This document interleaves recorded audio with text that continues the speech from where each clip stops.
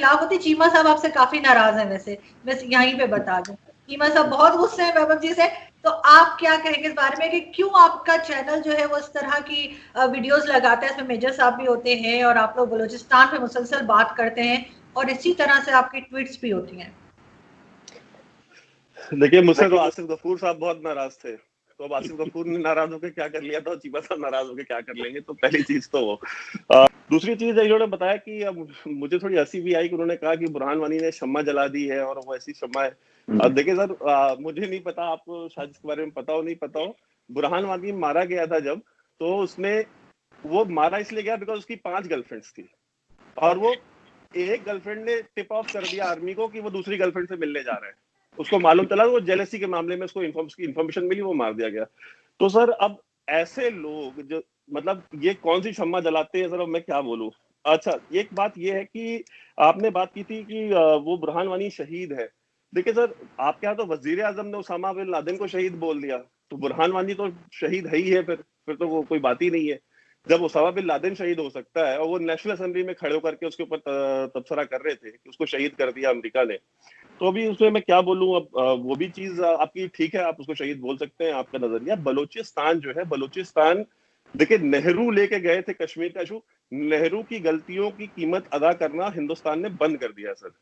और नेहरू ने वही नहीं, नेहरू ने और भी बहुत सारे ब्लंडर्स किए हैं जिनको रेक्टिफाई किया जा रहा है और वो चीजें धीरे धीरे रेक्टिफाई होंगी। मुझे पता है गांधी से और नेहरू से बहुत प्यार आजकल जागा हुआ है पाकिस्तान में लोगों को कि ये गांधी वाला हिंदुस्तान नहीं रह गया, अब ये नेहरू वाला हिंदुस्तान नहीं रह गया। तो ठीक है सर, अब आप अगर आपको इतनी मोहब्बत थी तो आप अलग क्यों हुए? पहली चीज, जिन्ना की तस्वीर पीछे लगाते हैं और आगे बैठ के तबसरा कर रहे होते हैं नेहरू और गांधी के बारे में, उनसे अपनी मोहब्बत का इजहार कर रहे होते हैं आपके वजीर आजम और दुनिया भर के जो एनालिस्ट हैं। तो बलूचिस्तान का जो इशू है वो नेहरू नहीं लेके गए, तो ये कोई इसका मतलब ये नहीं कि हम उसकी बात नहीं करेंगे। बलूचिस्तान का जो मसला है वो कश्मीर में तो आर्म्ड इंसर्जेंसी 1989 में शुरू हुई, बलूचिस्तान में तो आर्म्ड जो फ्रीडम मूवमेंट है वो 1948 से चल रही है। जो खान ऑफ कलात के जो भाई थे, he was the first person to take the part to the mountains. सबसे पहले वो माउंटेन्स पे चढ़े थे 1948 में और उन्होंने आर्म्ड मिलिटेंसी शुरू करी बलूचिस्तान में। तो आप जब कंपैरिजन करते हैं और आपने कहा कि हम तो उनको मटेरियल सपोर्ट नहीं करते, हम ये नहीं करते, हम वो नहीं करते, सर देखिए, मुशर्रफ साहब ने किताब लिखी है, आपके यहाँ बहुत सारे जनरल्स ने किताबें लिखी है, और आपके यहाँ जो अभी हैं कुछ लोग, ये रिटायर हो जाएंगे तो ये भी लिखेंगे कि उन्होंने कैसे पीओके में कैंप्स बनाए, वो कैसे लोगों को लेके आए, फिर कैसे जेकेएलएफ को इसलिए जेकेएलएफ बोला गया ताकि उसका कोई रिलीजियस कॉनोटेशन ना निकले, क्योंकि it should sound like western freedom movement. तो जम्मू कश्मीर लिबरेशन फ्रंट नाम दिया गया, कोई इस्लामिक नाम नहीं दिया गया। फिर बाद में इस्लामिक नाम की तंजीमें बनाई गई पाकिस्तान के अंदर, जो कि वहां पे हमेशा एक्टिव रही हैं। तो सर आप डिनाई कर दें, मैं डिनाई कर दूं, मुझे नहीं पता रॉ बलूचिस्तान में क्या करती है क्या नहीं करती है। मेरे हिसाब से तो सर कुछ भी नहीं कर रही है, उसको बहुत कुछ करना चाहिए। मैं तो यहाँ पे जब भी लोगों से मिलता हूँ तो मैं तो हमेशा कंप्लेन करता हूँ कि रॉ कुछ कर ही नहीं रही। ये पाकिस्तान से बड़ा ही आर्गुमेंट आता है कि वो सब अरेस्ट हैं और वो सब जेल में। सर लखवी का बच्चा हुआ था सर, वो जेल में था, 2 साल तक जेल में था, उसके घर में बच्चे हो रहे थे। ये कैसे हुआ था कमाल, जरा सर मुझे ये समझाएं। मैंने नहीं सुना, ये आपसे सुन रहा हूँ, मेरे नॉलेज। अरे सर ये ऑन द रिकॉर्ड है सर। देखिए पाकिस्तान एक बच्चा हुआ था, एक बच्चा हुआ था, उसका बेटा हुआ था जब वो जेल में था, एक बच्चा हुआ था। देखिए लड़ाइयाँ ये चलती रहेंगी। आप जो बात कर रहे हैं terrorism, Pakistan is in not involve now. फिर आपके प्राइम मिनिस्टर उस वक्त जो नेहरू गए थे वहाँ पर यूनाइटेड नेशन में, तो अगर आपको उन पर एतराज है देन आप एक डिस्प्यूट तो रिकग्नाइज है ना, इसको तो हम नहीं कह सकते रिकग्नाइज नहीं है। तो why don't you sit with Pakistan and try to resolve it there with when you sit. और जितनी भी लड़ाई होगी आपकी, अल्टीमेटली चाहे सेकेंड वर्ल्ड वॉर है, फर्स्ट वर्ल्ड वॉर है, कोई वॉर ले लें, then you have to sit across the table and resolve the issue. And particularly Pakistan India के केस में कि आर बाउंड्रीज आर परमानेंट। जो नेबर्स परमानेंट होते हैं और बाउंड्री परमानेंट होती हैं, you should learn to live peacefully, it is both of us. ठीक है, प्रॉब्लम ये है कि जब एक क्रॉप करेगा तो दूसरा करता है, इसलिए एक पहले फिदा और फिर कॉन्फिडेंस बिल्डिंग मेजर्स करें। देयर 101 अदर इशूज, आप वो भी नहीं बात करना चाहते। मैं तो ये कहता हूँ now is high time, we are both are nuclear countries. हमारे अवाम चाहते हैं इकोनॉमिक प्रॉस्पेरिटी, इकोनॉमिक तरक्की, सोशल वेलफेयर बीइंग चाहिए, तो आप बैठे। जी मेजर साहब, लेकिन एक चीज और है कि आप लोगों को सीपैक से भी प्रॉब्लम है और आपको लगता है कि जैसे ब्रिगेडियर साहब ने कहा कि बैठ के बात हो सकती है। अच्छा, दूसरी चीज है कि 1994 में इंडियन पार्लियामेंट ने एक रेजोल्यूशन पास करा था कि the entire state of Jammu and Kashmir belongs to India which includes PoK and Gilgit Baltistan. As an Indian, my parliament's 1994 resolution supersedes United Nation Security Council resolutions of 1948। Number 1, India बिल्कुल इस चीज को मानने को तैयारी नहीं है। तीसरी बात, ये जो हम लोग आपने बात करी सीपैक की, देखिए साहब, कई पाकिस्तानी कहते हैं, मैं बस 1 मिनट लूंगा, कई पाकिस्तानी ये कहते हैं कि साहब इंडिया बड़ा जेलस है क्योंकि सीपैक है और इतनी बड़ी ट्रेड है। मैं पहले भी आप ही के वीडियो में बता चुका हूं कि सीपैक टोटल अभी इन्वेस्टमेंट $45 बिलियन का हुआ है, 45 बिलियन का। वो और जो 60 बिलियन है वो 15 साल के पीरियड में होना है पाकिस्तान में। मैंने डॉक्यूमेंट्स पढ़ी है सीपैक की। जितना सीपैक का 15 साल में होना है उससे ज्यादा, उससे दुगना हर साल इंडिया में होता है। इतना, उससे ज्यादा, उससे 1.5 गुना ज्यादा हमारी सिर्फ चाइना के साथ ट्रेड है। तो $60 billion for India is peanuts. मतलब ये हमारे लिए कुछ भी नहीं है। इंडिया, हमने कभी सीपैक के लिए ऑब्जेक्ट नहीं करा। हमारा सिर्फ 1 सिंगल ऑब्जेक्शन है, सीपैक इंडिया से आता है। 1994 पार्लियामेंट के रेजोल्यूशन के तहत गिलगिट बाल्टिस्तान और पीओके, जिसको आप लोग आजाद कश्मीर बोलते हैं, वो भारत का अभिन्न अंग है और सीपैक की एंट्री वहां से होती है। That is our only objection.